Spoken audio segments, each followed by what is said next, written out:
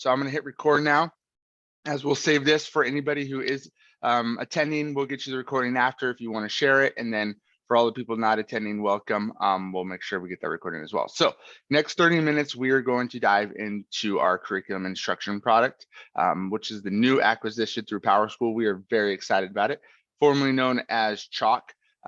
But as we merge it into our unified classroom products, and we really want to focus on what we are doing for the teachers to support the students and the parents through the classroom.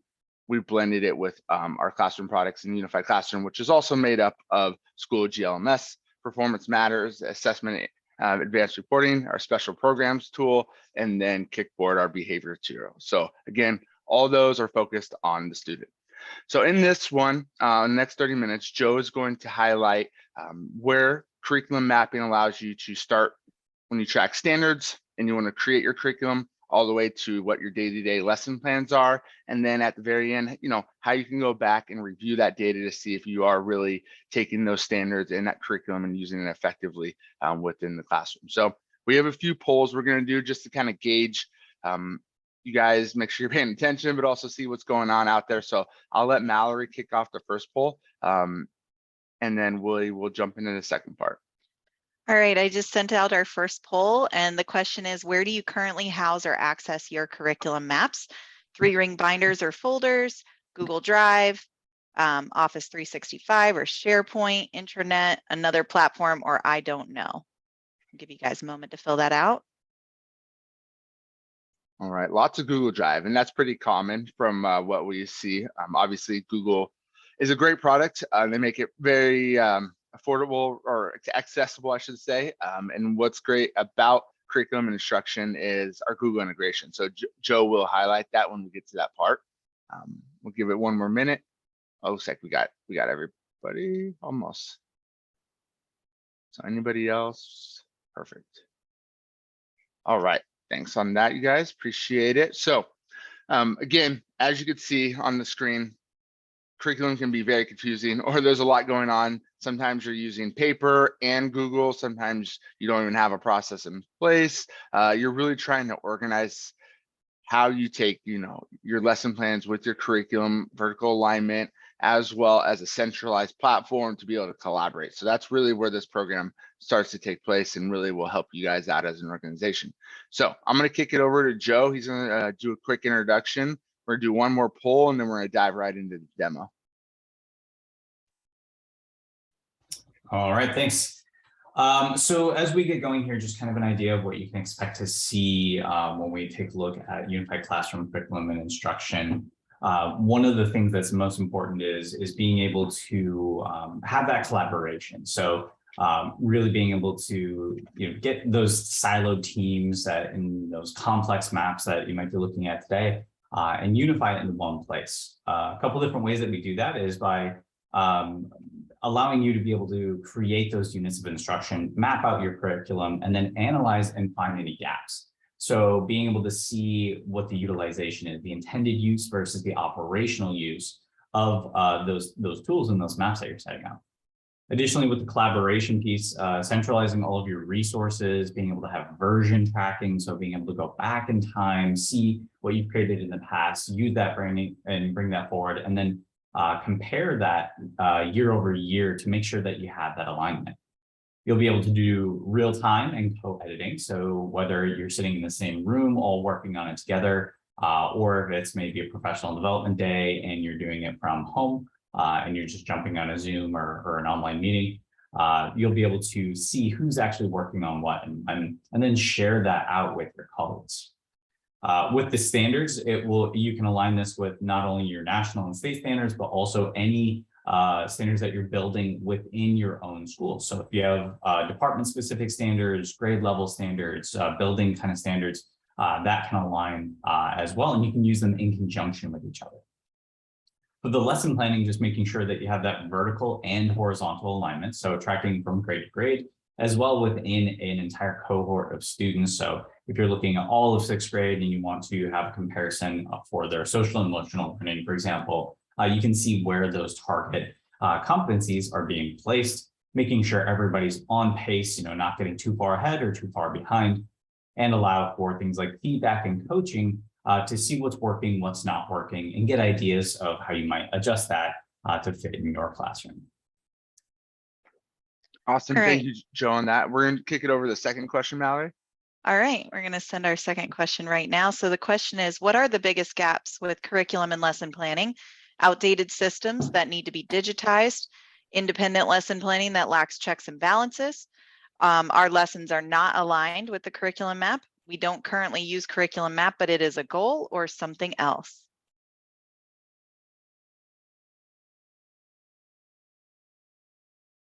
All right, we got several responses in there, and it's kind of a mixed bunch there, lots of different answers. I would say the winning answer is an independent lesson planning that lacks checks and balances, which is also very common. All right, maybe the outdated system one that needs to be digitized also. All right, I'm going to end that poll and we will get started with the live demonstration. Perfect. Thank you. And I'll share some results at the very end too, so you guys can see what the feedback is. But Joe, I'll kick it over to you. Take the screen and take it away. All right, perfect. Can everybody see my screen okay? If I can get a thumb up. Yeah, you're great. Awesome, great. So as we get started here, the first part of this that we're going to be focusing in on is the curriculum mapping portion. So right away, when I'm logged in as my administrator, this is where I'm going to find all of my curriculum maps. You can align different roles to sit within different buildings within your district, or it could be so that you can see all of the curriculum maps. However you want to set that up to make sure that your stakeholders are looking at the right content. Now, if I'm coming in and maybe we're going to be working on our math curriculum for today, you can see I have tags associated with each one, so I can quickly find them and then filter down into that. From there, I can just select my curriculum map, and you can see the breakdown of what that looks like. So the number of lesson plans that are in each unit, if there are subunits that go along with that, how many lesson plans go into each one of those. And you can see this is a pretty complex one. So you can see, things like the standards that are going to go with that, whether that's state standards, national standards, or local ones. And what we might do for our demonstration today is we're going to look at a more simplified one. So we have 9 units within this one here. We'll also then be able to come up and see that we are currently working on a draft. So if I want to go ahead and edit that draft, very easy to do, select that. This will then have a breakdown for each category that we'll be looking at. And I'll explain that in just a moment. But I can see the number of units within that, the standards that are aligned, desired results, and so on. For now, let's focus in on a specific unit. And so I'm going to go ahead and fold up our categories here.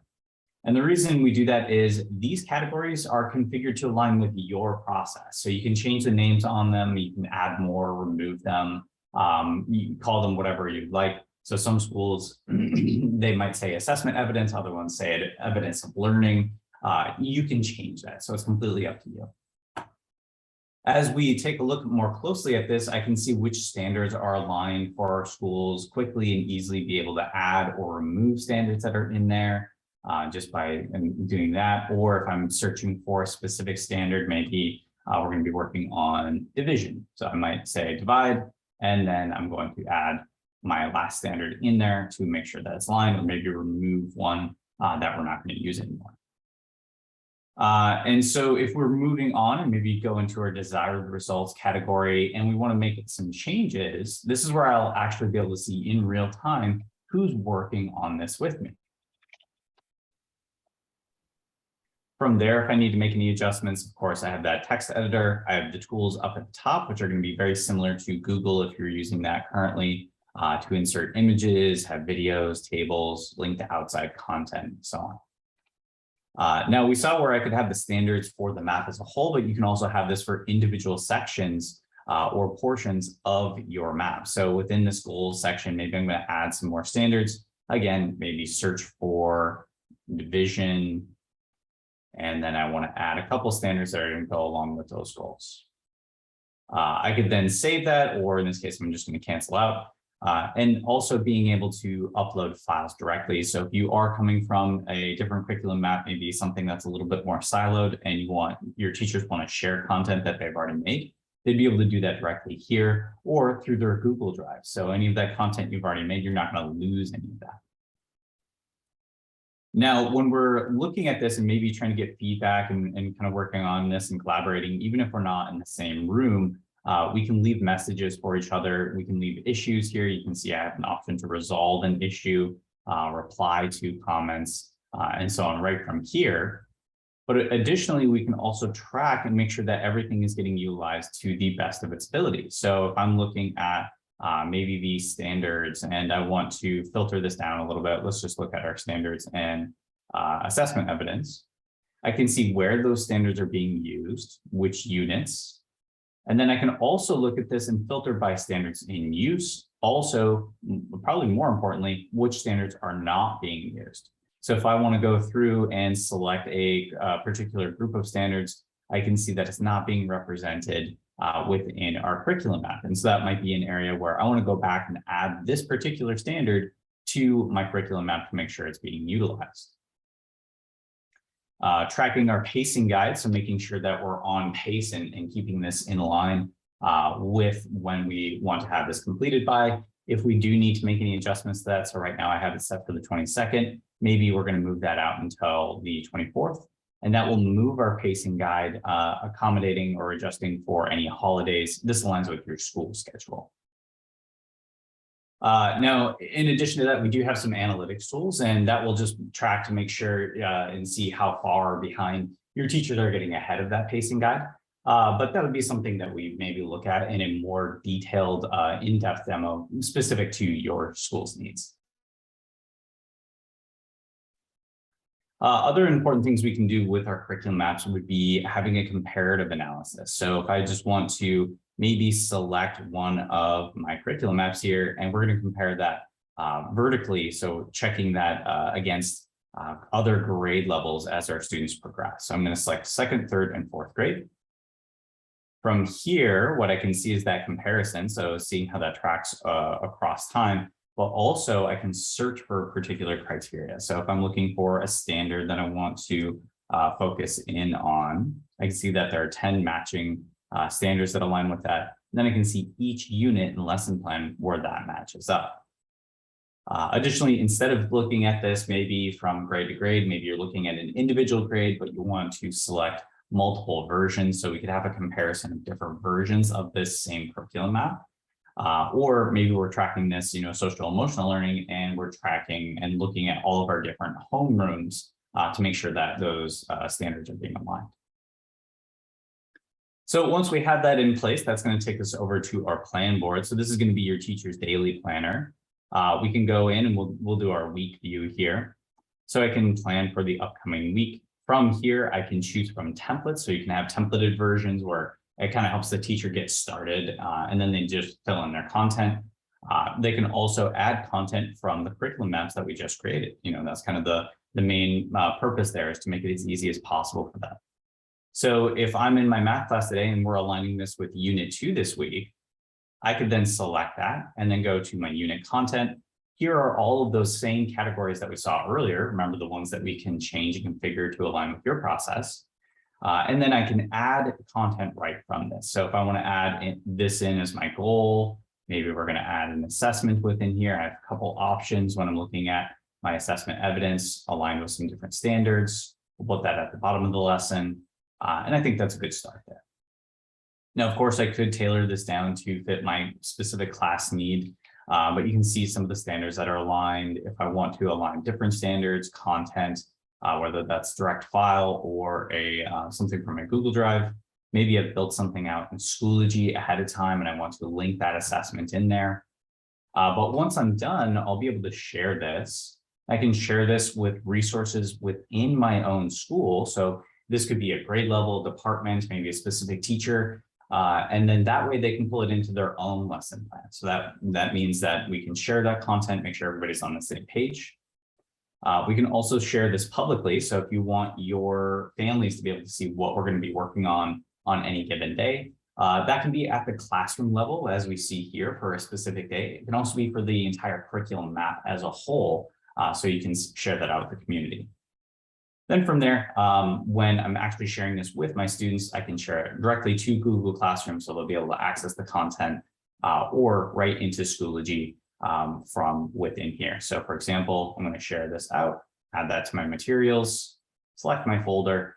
And then once I add that, I just hop over to Schoology, open up a folder. And when I refresh now, that content is going to show up right at the bottom of our list. So I just drag that into place and we're ready to go. So now my students have that content where I need it to be placed and aligned with that curriculum.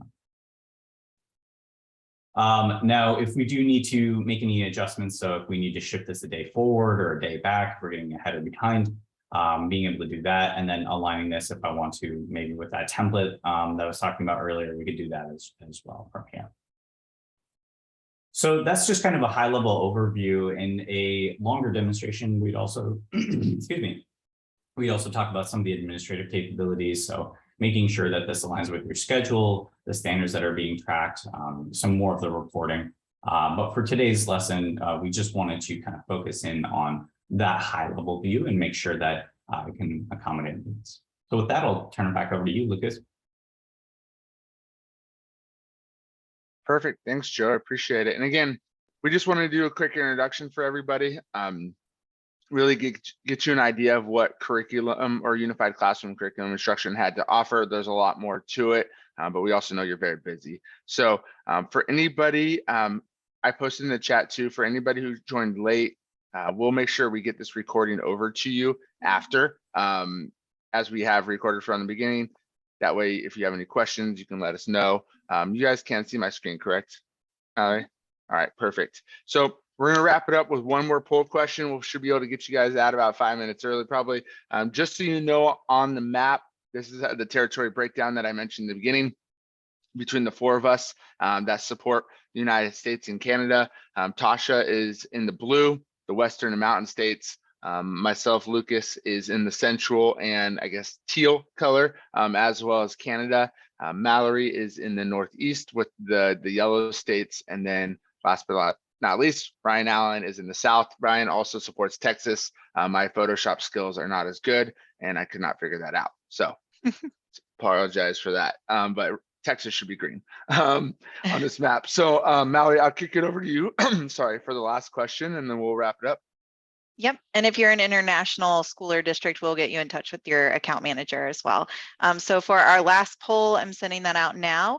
What tools in this presentation would support you best? Curriculum mapping, lesson planning, or I want it all? All right. Lots of I want it all, which is how I feel personally. Want it all. And I do apologize for anybody international not on the map. I forgot that part. They do have our own reps. We aren't part of that team. So awesome. I like the feedback. I apologize if you're colorblind, Stephen. If you want to know what color state, we can help you. All right, I'm going to end that poll and share the results. There we go. Perfect. All right. Well, again, for anybody that attended, thank you again very much for taking the time out of your day. I know this was short, but hopefully it was sweet too as well. We will get this recording over to you. We'll follow up.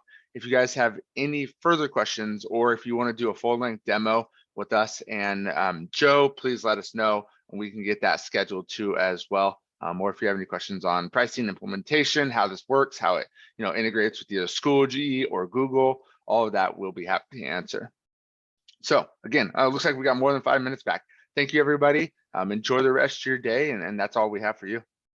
Bye-bye. Thanks, everybody.